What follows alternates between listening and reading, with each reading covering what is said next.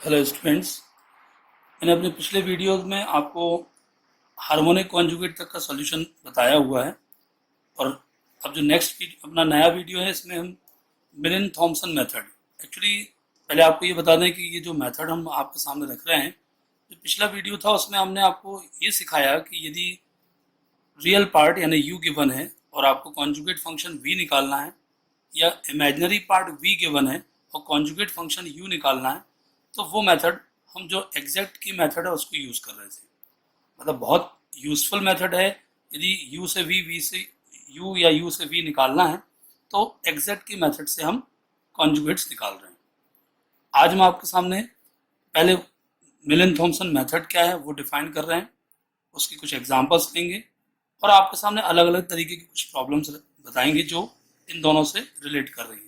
पहले आप समझिए मिलिन थॉमसन मेथड में केस वन क्या लिख रहा है। ये इफ यू इज गिवन यानी रियल पार्ट यदि आपको दिया हुआ है और डायरेक्टली वो आपसे एनालिटिक फंक्शन एफजेड पूछ रहा है, यानी वो आपसे कॉन्जुगेट निकालने की बात नहीं कर रहा है, सीधे गिवन यू है और एफजेड फाइंड आउट करने को बोल रहा है, तो अननेसेसरी अपन को कॉन्जुगेट पहले नहीं निकालना है कि यू से वी निकालना है फिर एफजेड निकालना है। बेटर ऑप्शन है मिलिन मेथड। इस मेथड में करना क्या है, जो भी गिवन फंक्शन है पार्शियली उसको विथ रिस्पेक्ट टू एक्स और वाई डिफरेंशिएट करेंगे। ये दोनों केसेस में है, यू गिवन हो या वी गिवन हो, पहला काम आपका ये होगा कि गिवन फंक्शन को partially with respect to x और वाई डिफरेंशिएट कर लेना है। थोड़ा सा ध्यान देने की बात अब यहाँ पे क्या आती है देखिए, del u upon del x यानी रियल पार्ट यदि गिवन है और उसके एक्स डेरिवेटिव को हम फाइवन एक्स कॉमा वाई से मेंशन कर रहे हैं, और इमेजिनरी पार्ट के sorry del u upon del y को phi two x comma y से डिफाइन कर रहे हैं। जो फॉर्मूला है जिसको हमें फॉलो करना है, इस फॉर्मूले में हमें ये डिफाइन किया गया है कि वेरिएबल एक्स को z से रिप्लेस कर दें, वेरिएबल y को 0 से रिप्लेस कर दें और इस फॉर्मूले में यहाँ पुट करके इंटीग्रेट करेंगे, सोल्यूशन आ जाएगा। एग्जाम्पल के साथ हम आपको अभी और प्रॉपरली डिफाइन करेंगे। नेक्स्ट है if v is given and find the analytic function f z. तो अभी भी आपने v यदि गिवन है तो del v upon del x और del v upon del y ही निकाला है, पर जो ध्यान देने वाली बात है जरा उसको देखिए। आपने यहाँ del u upon del x को phi one x comma y लिखा है, बट आपने यहाँ del v upon del x को phi two x comma y लिखा है।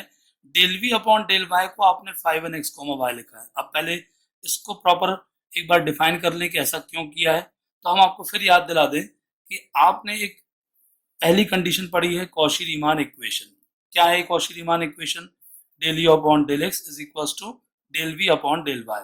अब केस वन में देखिए, आप del u upon del x को क्या मेंशन कर रहे थे, phi one x comma y. तो del v upon del y चूंकि इसकी इक्वल है, इसलिए आपको del u upon del x को यदि फाइव वन लिया है तो आपको del v upon del y को भी फाइव वन लिखना है। आगे सेकंड सीआर इक्वेशन में del u upon del y equals to minus del v upon del x. थोड़ा सा इस पर ये भी ध्यान दीजिए कि del u upon del y is equal to minus of del v upon del x. But यहाँ आप माइनस साइन मेंशन नहीं कर रहे हो, हाँ ये जरूर कर रहे हो कि जो del u upon del y को आपने फाइव टू लिखा है, आप यहाँ del v upon del x को भी फाइव टू ले रहे हो।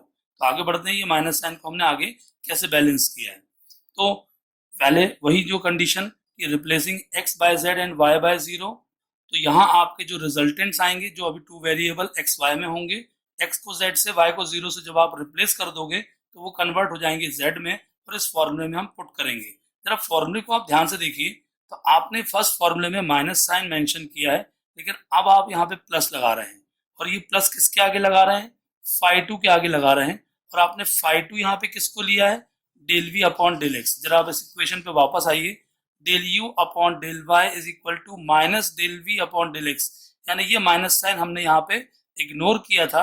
तो जब हम फाइव टू को यहाँ पे पुट कर रहे हैं, यदि माइनस हम यहाँ पे लिखते तो ये माइनस माइनस क्या हो जाता प्लस, तो हमने इसको फॉर्मूले में ही प्लस लिख दिया है, तो ये माइनस साइन यहाँ पे एडजस्ट हो गया है। तो ये थोड़ा सा आपको ध्यान रखना है। अब हम एक एग्जाम्पल के साथ आपको आगे कैसे इसको हम सॉल्व करते हैं ये हम पहले आपके सामने यहाँ पे रख रहे हैं। कोई भी एक एग्जाम्पल जो हम यहाँ पे इसको अप्लाई करने का तरीका सीखने जा रहे हैं, जरा आप ध्यान से पढ़िएगा। इफ रियल पार्ट u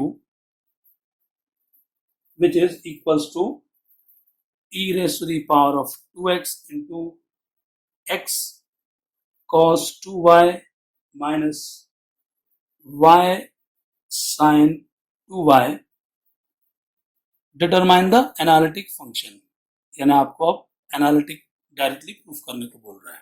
तो पहले अपन ये देखें, ये मेथड अभी हमने जस्ट डिस्कस की है कि यदि रियल पार्ट गिवन है या इमेजिनरी पार्ट गिवन है तो पहले हम partially with respect to x y को डिफरेंशिएट करके आउटपुट निकाल लेंगे। जरा देखिए, del u upon del x, ध्यान दीजिएगा पार्शियली एक्स के रिस्पेक्ट में एक्स फंक्शन इस ब्रैकेट के बाहर भी है और अंदर, तो प्रोडक्ट रूल लगेगा। क्या होता है product rule? First function differentiation of bracket, first function is e power to x, differentiation of bracket. अब ब्रैकेट में यहाँ x है, डिफरेंशिएट होके 1 होगा तो रिजल्टेंट आएगा cos 2y, क्योंकि यहाँ वेरिएबल y के टर्म है, partially with respect to x 0 हो जाएंगे, plus differentiation of e power to x जो क्या होगा 2e power to x into x cos 2y minus y sin 2y, ये आ गया आपका del u upon del x. अब आपने ये मेंशन किया था कि यदि रियल पार्ट गिवन है तो उसके एक्स डेरिवेटिव को फाई 1 यहाँ मेंशन करना है।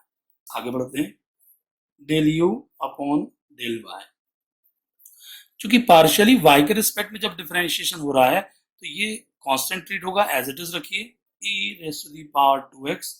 अब इसके अंदर x इंटू कॉस 2y, अब कॉस 2y का डिफरेंशिएशन कितना होगा minus 2x sign 2y minus, अब ध्यान दीजिए यहाँ y दोनों में है, मतलब यहाँ दोनों फंक्शन प्रोडक्ट में होने के कारण जब हम डिफरेंशिएशन y को कर रहे हैं तो आंसर आया 1, तो बचा साइन 2y, और जब डिफरेंशिएशन साइन 2y का हो रहा है तो रिजल्टेंट आएगा 2 cos 2y means minus 2y cos 2y। आपको इसको सपोज करना है फाई 2 x, y। अब हमने पार्शियली दोनों टर्म डिफरेंशिएट करके partially with respect to x और वाई डिफरेंशिएट करके जो रिजल्टेंट निकाल लिए फाई 1 फाई 2। अब इसको आगे की तरफ बढ़ाते हैं, क्या लिखा था हमने इसके बाद, replacing x by z and y by 0, दोनों जो रिजल्टेंट्स हैं इनका x वेरिएबल z से y वेरिएबल 0 से रिप्लेस करना है। जरा देखिए, phi 1 z0 is equals to, variable x को z से y को 0 से रिप्लेस कर रहे हैं, e power 2z cos 0 is 1, यहाँ जब 0 आप पुट करोगे, यहाँ जब आप z पुट करोगे और जब आप यहाँ 0 पुट करोगे तो ये पूरा पार्ट 0 हो जाएगा और यहाँ आ जाएगा plus 2z e raise to the power of 2z, यहाँ z आएगा, ये cos 0 1 हो जाएगा, यहाँ e raise to the power 2z होने के कारण टोटल हम बोल सकते हैं 1 plus 2z e raise to the power 2z, ये हमारा फाई 1 फंक्शन आया। नेक्स्ट देखिए, फाई 2 z0 इक्वल्स, जब इस फंक्शन को जब इस फंक्शन में वेरिएबल y को हम 0 से रिप्लेस कर रहे हैं तो साइन 0 0 अगेन साइन 0 0, और जब यहाँ y को 0 पुट करोगे तो ये पूरा टर्म 0, जब ब्रैकेट का आउटपुट 0 आया तो फाई 2 z0 की वैल्यू कंप्लीट 0 आ रही है। अब आगे बढ़ते हैं, क्या गिवन था, रियल पार्ट u, तो हमने एनालिटिक का फॉर्मूला क्या लिखा था, then analytic function fz equal integral of phi 1 z0 dz minus i integral of phi 2 z0 dz plus c। इस फॉर्मूले को हम यहाँ फॉलो कर रहे हैं। ध्यान रखिएगा, रियल पार्ट गिवन है कि इमेजिनरी पार्ट, इस बात को आप पहले से देख लेंगे। यदि इमेजिनरी पार्ट गिवन होता तो सिर्फ ये ध्यान रखना है कि यहाँ पे प्लस साइन आएगा, और ये भी अपन डिस्कस करेंगे कि आगे क्या करना है। F z equals, value put करिए 1 plus 2z e raise to the power 2z minus of i 0 dz plus c, ये वाला इंटीग्रल 0 हो गया, और इस वाले पोर्शन में आप बाय पार्ट का जो इंटीग्रल बाय पार्ट का जो फॉर्मूला होता है, integration of u v which is u v1 minus of u dash v2 plus u double dash v3 up to infinite, हम इस फॉर्मूले को यहाँ पे फॉलो कर रहे हैं। ये स्टूडेंट्स आपने फॉर्मूला सभी ने पढ़ा हुआ है, तो आपका ये फर्स्ट फंक्शन u, जिसको हमने v सपोज करते हुए बाय पार्ट का हम यहाँ पे कैलकुलेशन कर रहे हैं। u 1 plus 2z, v1 means e raise to the power 2z का integration e power 2z upon 2 minus of u dash means differentiation of 1 plus 2z, 1 plus 2z का डेरिवेटिव कितना होगा 2, again v2 means integral of v1, यानी जो v1 का जो आपका answer आ चुका है e पावर 2z बाई 2, दोबारा उसको आप इंटीग्रेट करिए, ये आ जाएगा e power 2z by 4। Next step plus u double dash, देखिए u 1 प्लस 2z था, फर्स्ट डेरिवेटिव उसका कितना आया 2, सेकेंड डेरिवेटिव 2 का कितना हो जाएगा 0, मतलब आगे के टर्म यहाँ वैनिश होंगे, प्लस c डायरेक्टली इस स्टेप पे पहुंच जाएगी क्योंकि ये भी 0 हो जाएगा। फाइनली सॉल्व करें इसको, तो अब क्या आता है, यदि इस ब्रैकेट को ओपन करें e power 2z by 2 plus z e raise to the power 2z minus e power 2z by 2 plus c, जहां आपको ये दोनों टर्म कैंसिल होते हुए दिख रहे हैं, और इसका जो आंसर आया analytic function fz equals z e power 2z plus c, ये हमारा आंसर है।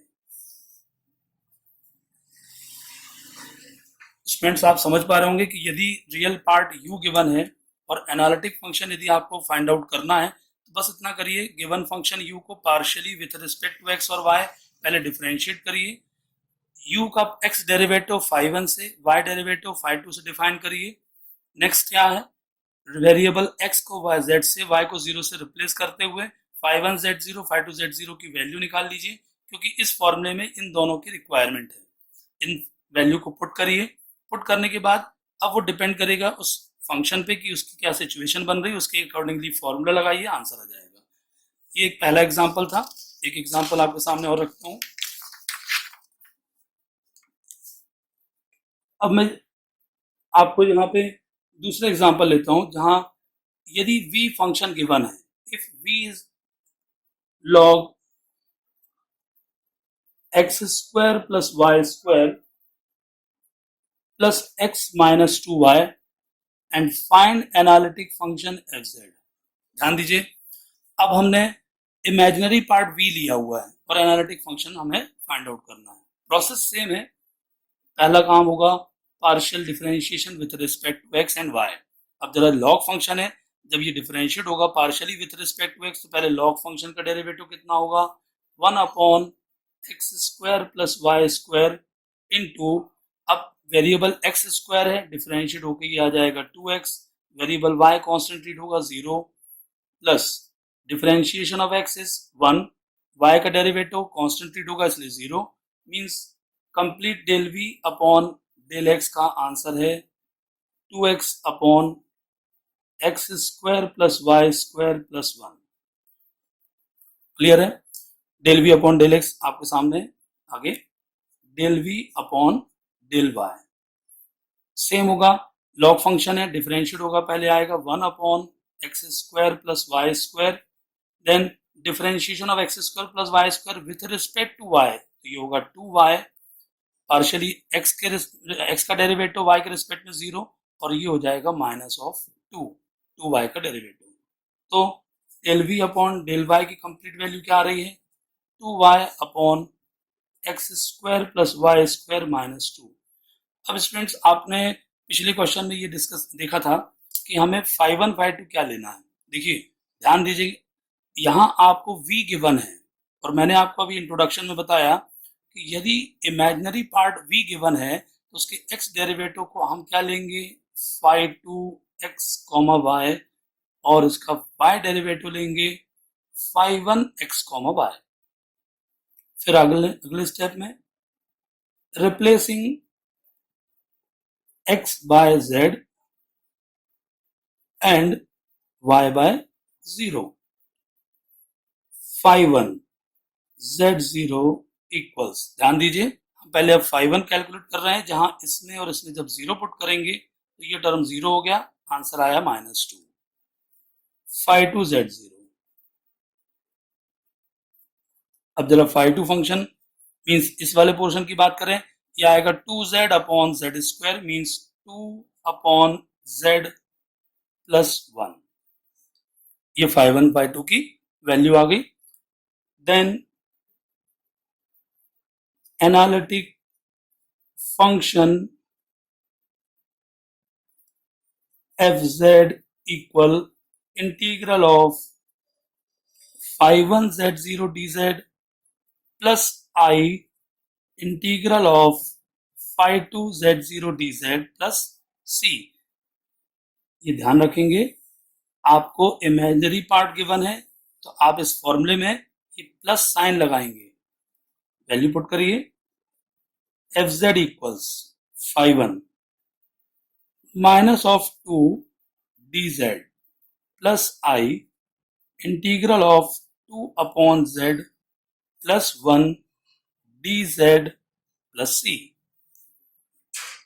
Minus 2 is constant, resultant is minus of 2z plus I। अब 2 constant है, इसका आंसर होगा 2 log z प्लस 1 का इंटीग्रल z प्लस c, और ये आपको fz का फाइनल सॉल्यूशन मिला। तो यहां आपको माइनस ऑफ 2z, यानी अपन यदि इस ब्रैकेट को ओपन करेंगे तो अलग अलग तरीके से इसको रिप्रेजेंट कर सकते हैं। जैसे ये आपको आंसर मिला है। ध्यान रखिए, इसमें जो दो एग्जाम्पल हमने यहाँ पे डिस्कस किए हैं, जो फर्स्ट एग्जाम्पल था वहां हमने रियल पार्ट u लिया था और एनालिटिक फंक्शन निकाला गया था, जिसमें इस फॉर्मूले की हमने मदद ली। और इस क्वेश्चन में हमें v गिवन था, मींस इमेजिनरी पार्ट गिवन था, एनालिटिक फंक्शन fz हमने फाइंड आउट किया, और ये प्रोसेस के बाद हम इस फॉर्मूले में यहाँ प्लस का साइन लगा रहे हैं। तो अभी मैं ये दो एग्जांपल आपके सामने रख रहा हूँ, आप इसको अच्छे से पहले देखिए, और मैं उम्मीद करता हूँ कि इन दो एग्जांपल के में आप थोड़ा सा कुछ समझ पा रहे होंगे कि वर्किंग रूल क्या है। अगले वीडियो में मैं इसी के आगे और एग्जाम्पल लूंगा, जहाँ मिलिन्स मेथड को और मैं एक बार डिस्कस करूंगा। अब स्टूडेंट्स अच्छे से इसको रिवाइज करिए, और नेक्स्ट वीडियो में आप देखिए कि अपने को अब और किस टाइप के फंक्शंस मिलेंगे, और मैं कोशिश करूंगा अब एक ऐसा क्वेश्चन लूंगा जिसमें दोनों मेथड जो हमने पिछली मेथड यूज की कॉन्जुगेट निकालने की, और साथ ही साथ मिलिन्स मेथड को हम कैसे इसमें मिक्स कर सकते हैं। Thank you students.